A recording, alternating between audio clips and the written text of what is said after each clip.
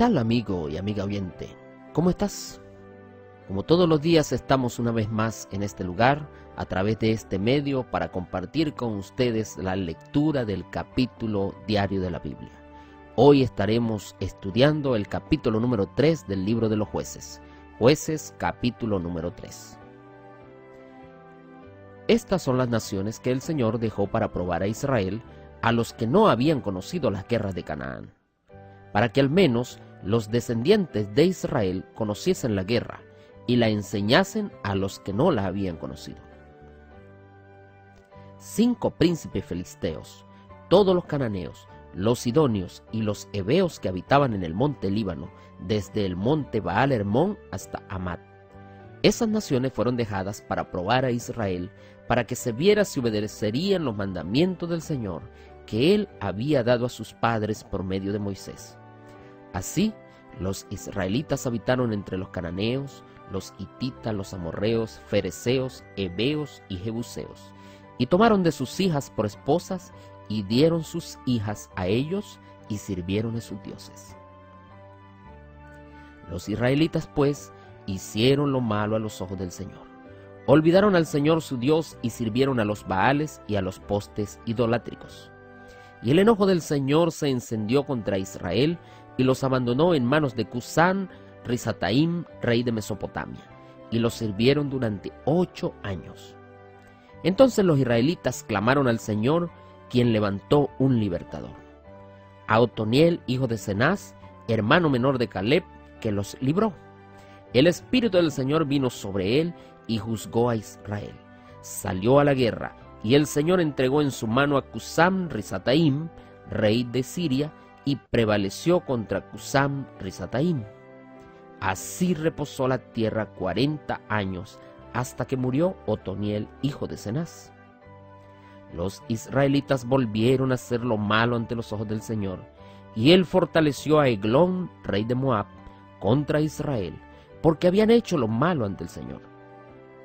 Eglón juntó consigo a los amonitas y amalecitas, y vino y derrotó a Israel, y tomó la ciudad de las palmeras. Y los israelitas sirvieron durante 18 años a Eglón, rey de Moab.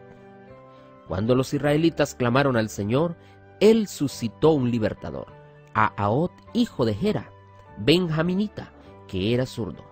Los israelitas enviaron con él un presente a Eglón, rey de Moab. Ahot se había hecho un puñal de 2 filos de un codo de largo, 45 centímetros, y se lo ciñó debajo de su vestido, a su lado derecho. Y dio el presente a Eglón, rey de Moab, que era un hombre muy grueso. Después de entregar el presente, despidió a la gente que lo había traído. Pero él se volvió desde los ídolos que están en Gilgal y dijo: «Rey, tengo una palabra secreta que decirte». Él le dijo: «Calla». Entonces salieron todos. Ahot se acercó a él, que estaba sentado solo en la sala de verano. Y Ahot dijo: «Tengo palabra de Dios para ti». Entonces él se levantó de la silla.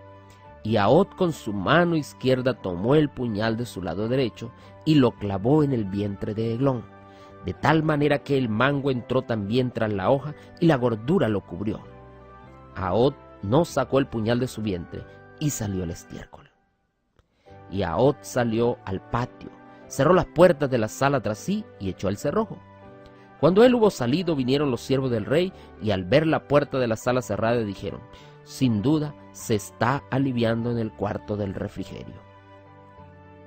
Y habiendo esperado hasta estar confusos, pues él no abría la puerta, buscaron la llave y abrieron, y vieron a su señor caído en tierra, muerto. Mientras ellos se detuvieron, Ahot escapó, pasó los ídolos y se puso a salvo en Seirat. Cuando hubo entrado, tocó el cuerno en el monte de Efraín, y los israelitas descendieron con él del monte, y él iba delante de ellos.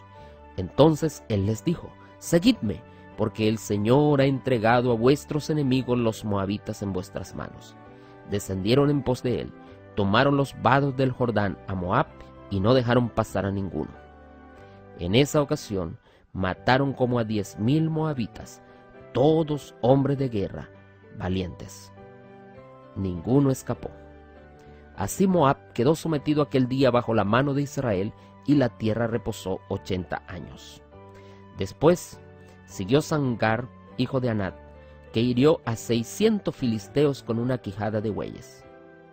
Él también salvó a Israel.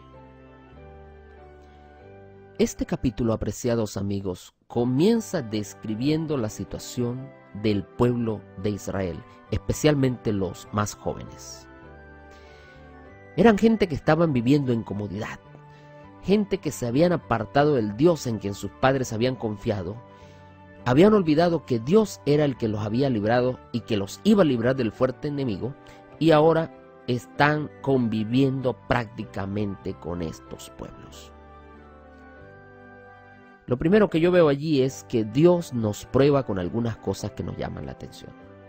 Ellos estaban encantados con estos pueblos, estaban allí ligados con ellos, se estaban casando con los paganos, estaban adorando a sus dioses, y Dios permitió que estos pueblos estuviesen allí y que ellos estuviesen dentro de ellos para probarlos. Y el versículo 2 dice: para que al menos los descendientes de Israel conociesen la guerra y la enseñasen a los que no la habían conocido. Era un plan de Dios tenerlos allí. Y el comentario bíblico adventista dice que por medio de estas naciones, Dios se proponía repetir las lecciones anteriores. Ellos debían aprender con amarga experiencia que al luchar contra esos numerosos y belicosos pueblos, solo podrían vencerlos con la ayuda del Dios de sus padres. Otro elemento que queda bien claro acá en el capítulo es que estos muchachos tomaron de aquellas naciones a sus hijas, las tomaron por esposas y le dieron sus hijas a ellos y les sirvieron a esos dioses paganos. Cuando Dios había dicho anteriormente, y ya lo había expresado en el libro de Deuteronomio capítulo 7 versículo 3, Dios les había dicho que no podía existir matrimonio de un creyente con un cónyuge incrédulo, porque esto los iba a corromper. Ellos olvidaron todo esto y hicieron una mezcla, casándose y dándose en casamiento. Pero no solamente esto, sino adorando a sus dioses, sirviendo a sus dioses. Y es este el contexto donde aparecen precisamente los jueces, los libertadores del pueblo de Israel. Otro detalle importante que aparece descrito en el capítulo y a través de todo el libro es que se ve un ciclo constante entre el pueblo y Dios. El pueblo cae en idolatría.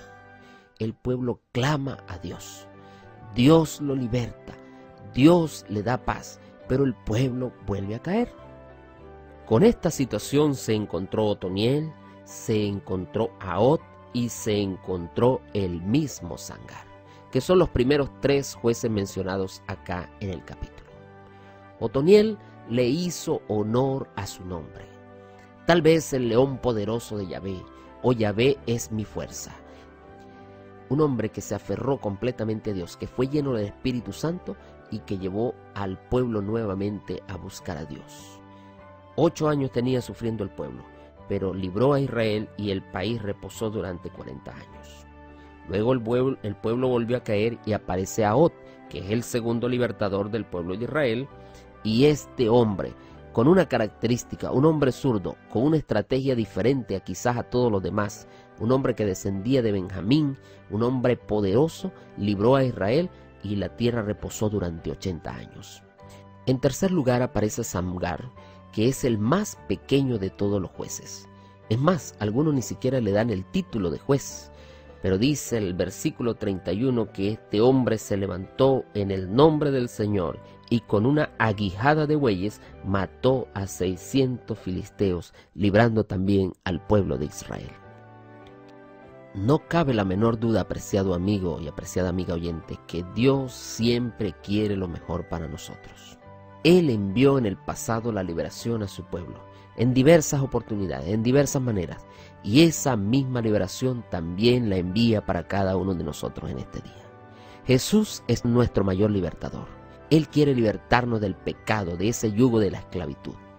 Solamente va a depender de nosotros si queremos aceptarlo como nuestro Salvador y como nuestro libertador. Él ya lo hizo todo por nosotros, pero ahora espero que tú y yo le aceptemos como el Salvador del mundo. ¿Cuál va a ser tu decisión en este día? que la decisión que tú tomes sea la decisión más segura y más certera, pero por sobre todas las cosas que esté fundada en Cristo Jesús. Que Dios te bendiga, mi amigo. Que Dios te bendiga, mi amiga. Te ha hablado el pastor Moisés Prieto, pero la palabra es de Dios.